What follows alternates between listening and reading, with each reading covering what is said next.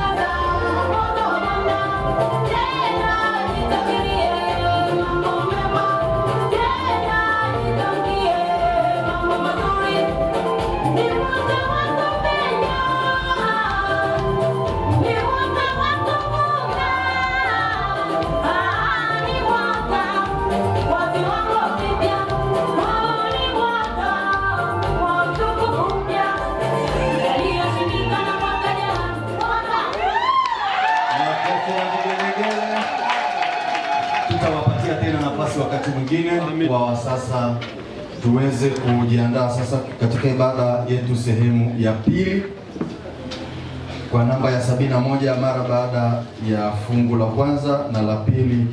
Tutamkaribisha sasa askofu mkuu kwa ajili ya ibada yetu sehemu ya pili. Wajibu mwema watoka kwako Bwana mwenye utukufu, neno jema ndilo jina langu, na fungu la kwanza, la pili na la tatu.